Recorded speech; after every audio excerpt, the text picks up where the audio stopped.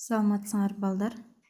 Бүгүн кыргыз адабияты сабагыбызда силер менен биз Молдонияздын Курманжан датка санатын өтөбүз. Алгач сөздүктөр менен кыскача таанышып алалы. Жазгыч акын, пишущий акын или поэт, мезгилинин кадыр барктуу адамы, уважаемый человек своего времени, личность. Андан кийинки эл бийлеген, руководивший народом, таасирдүүлүгү, влиятельность, акындык чабыты, поэтические поиски, мысли, илим билимдүүлүгү, образованность, кыраакы кеңешчилиги, мудрый советчик. Эми балдар, Молдонияздын кыскача өмүр баяны менен силерди тааныштырып өтөйүн. Кыргыздын алгачкы жазгыч акындарынын бири Молдонияз Эрназар уулу.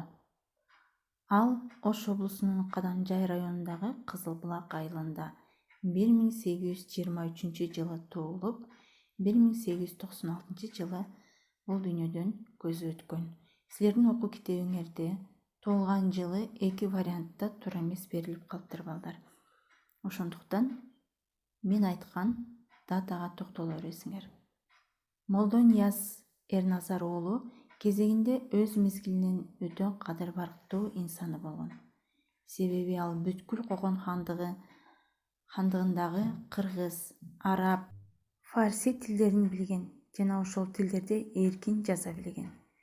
Жазгыч акыныбыз эл бийлеген хандар, бектер, бийлер, баатырлар менен байланышта болгон.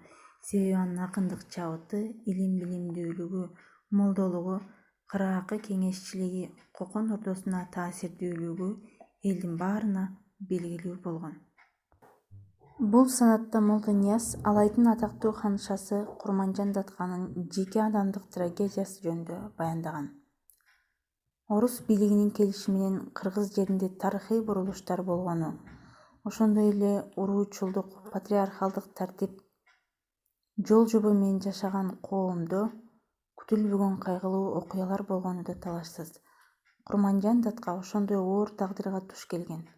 Алымбектен кийинки даткалык дөөлөткө ээ болгон.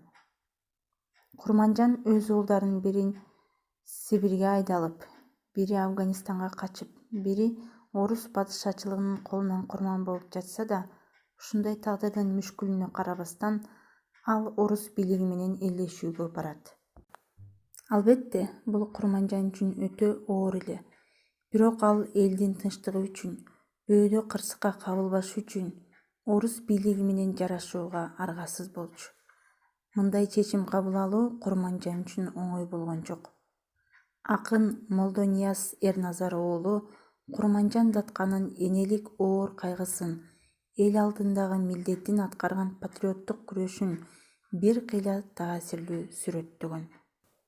Борборубуз Бишкекте Курманжан даткага эстелик тургузулган. Убакыттын өтүшү менен Курманжан энебиздин ысымы санжырак айланып, ушул күнгө чейин жетип олтурат. Эл анын улуу иштерин унуткан жок.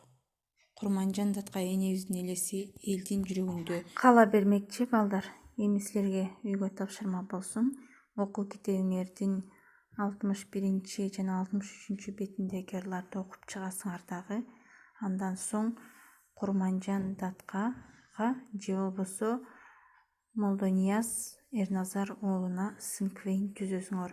Синквейнди силер кантип түзүштү жакшы билесиңер. Ошентсе дагы бирок эсиңерге салып коеюн.